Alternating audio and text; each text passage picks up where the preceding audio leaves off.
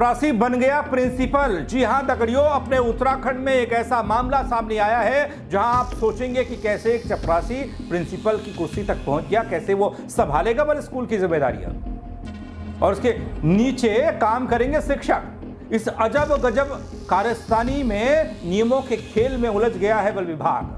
बताने के लिए आया हूं पूरी खबर आपको। आपसे गुजारिश यह है दोस्तों कि आप अंत तक इस वीडियो में मेरे साथ बने रहें ताकि समझ पाए कैसे एक चपरासी प्रिंसिपल की कुर्सी तक पहुंच गया। नमस्कार, पहलाग में पंकज रौतेला, आप देख रहे हैं उत्तराखंड न्यूज। उत्तराखंड से एक अजब गजब मामला सामने आया दोस्तों, मेरे सामने आया तो मैंने कहा आप तक पहुंचाऊं और सिस्टम तक भी पहुंचाऊंगा और सवाल भी करूंगा इस मामले पर। उत्तराखंड में एक चपरासी जो 4th क्लास कर्मचारी है, चतुर्थ श्रेणी कर्मचारी, एक स्कूल का प्रभार उसे मिल गया, जिसके बाद चपरासी के पास स्कूल प्रिंसिपल की जिम्मेदारी आ गई। दिलचस्प यह है कि चपरासी नियमों के अनुसार स्कूल प्रभारी बना है, नियमों के अनुसार। इस नियम के खेल में अब शिक्षा विभाग ही उलझा हुआ है। यह पूरा मामला उत्तराखंड के पिथौरागढ़ जिले की मुंशियारी तहसील का है दोस्तों। आइए बताता हूं कि मामला क्या है, किस नियम की वजह से चपरासी स्कूल का प्रभारी बन गया, इसको लेकर शिक्षा विभाग का क्या कहना है बल, सब बताऊंगा आपको अपनी इस रिपोर्ट, अपनी इस वीडियो के जरिए, तो साथ दीजिएगा। दगड़ियों, उत्तराखंड के कुमाऊं मंडल के पिथौरागढ़ जिले में स्थित मुंशियारी के जीआईसी खतेड़ा से यह मामला सामने आया। असल में स्कूल में एक एलटी प्रवक्ता, एक अन्य स्थायी शिक्षक समेत 5 अतिथि शिक्षक और एक चपरासी की नियुक्ति है। इन दिनों उत्तराखंड में शिक्षक आंदोलन चल रहा है, आपने देखा होगा, मैंने भी दिखाया। कई शिक्षक देहरादून में भी आए थे, जिसके तहत शिक्षकों ने पठन पाठन के अलावा अन्य कोई भी प्रशासनिक काम न करने का फैसला लिया हुआ है। इसी कड़ी में एलटी प्रवक्ता छोटे लाल ने बीते दिनों स्कूल प्रभारी का पद त्याग दिया। तो वहीं दूसरा शिक्षक जो स्थायी था, दूसरे शिक्षक ने भी पद नहीं स्वीकार किया। अब स्थायी 2 ही शिक्षक थे इसमें, जिन्होंने दोनों ने, एक ने पद त्याग लिया और दूसरे ने पद लिया ही नहीं, स्वीकार ही नहीं किया। ऐसे में स्कूल प्रभारी छोटे लाल ने चपरासी राजूगिरी को प्रभार सौंप दिया। अब चपरासी राजूगिरी के ऊपर स्कूल की घंटी बजाने के साथ ही प्रिंसिपल के फैसले लेने की जिम्मेदारी भी है।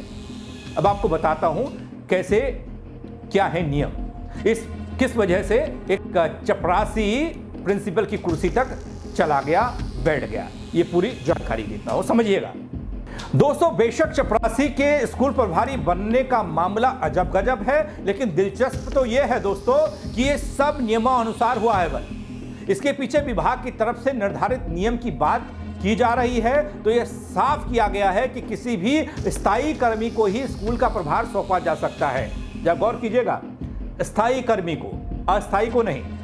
इस स्कूल में 2 स्थायी कर्मचारी थे और बाकी इसमें अस्थायी टीचर्स हैं।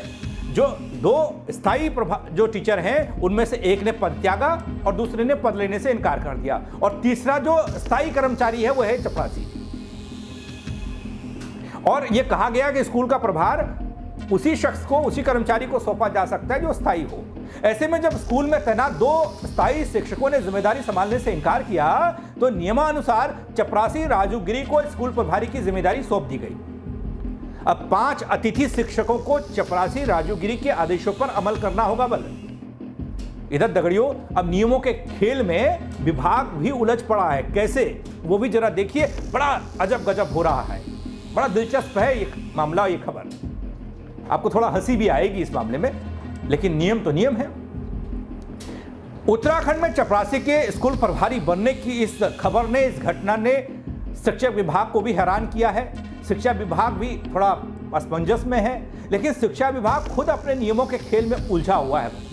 मीडिया संस्थानों से बात करते हुए मुंशियारी के खंड शिक्षा अधिकारी दिगंबर आर्य इसके लिए शिक्षक संघ को जिम्मेदार ठहरा रहे हैं। उन्होंने कहा कि शिक्षक आंदोलन की वजह से प्रशासनिक जिम्मेदारियां नहीं ली जा रही हैं। अगर उन्होंने किसी को स्कूल का प्रभार ही सौंपना था तो इसके बारे में उन्हें अवगत कराना था, लेकिन उन्हें पहले नहीं बताया गया, अवगत नहीं कराया गया। अब इस मामले में जल्द कोई फैसला लिया जाएगा बल।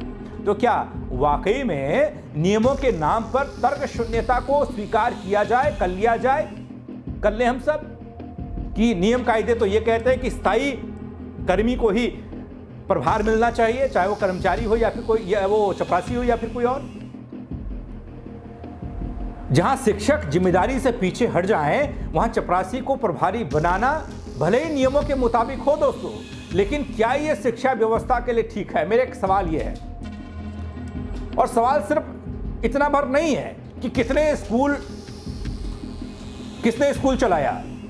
सवाल यह है कि क्यों ऐसी नौबत आ गई।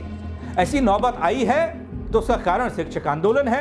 हमने देहरादून की सड़कों पर देखा रविवार को, जब हजारों हजार की संख्या में शिक्षक वो बैनर पोस्टर लेकर मुख्यमंत्री आवास कूच कर रहे थे।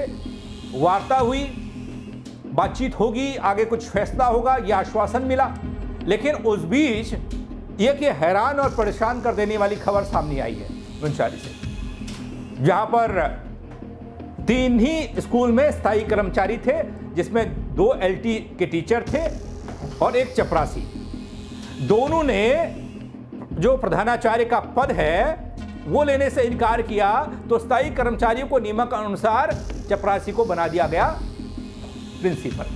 अब 5 अस्थायी यहां टीचर्स हैं, ये भी समझिए थोड़ा सा। अब उन 5 अस्थायी शिक्षकों को चपरासी जो प्रधानमंत्री बने हैं, माफ कीजिएगा, जो प्रधानाचार्य बने हैं, उनका आदेश का पालन करना होगा। तो ये तस्वीर थी, अजब गजब तस्वीर। इस तस्वीर को लेकर, इस खबर को लेकर दोस्तों आप क्या कहना चाहेंगे? शिक्षा विभाग के नियमों को लेकर आप क्या कहना चाहेंगे? शिक्षक आंदोलित हैं अपनी मांगों को लेकर, उसको लेकर आप क्या कहना चाहेंगे?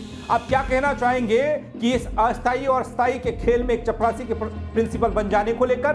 कमेंट करिएगा दोस्तों, बताइएगा जरूर, खबर को लाइक करिएगा, शेयर करिएगा, सिस्टम और सरकार तक भी पहुंचाइएगा और लोगों को भी अजब गजब कहानी बताइएगा। मेरे साथ जुड़ने के लिए आप सबका बहुत शुक्रिया दोस्तों। जय उत्तराखंड।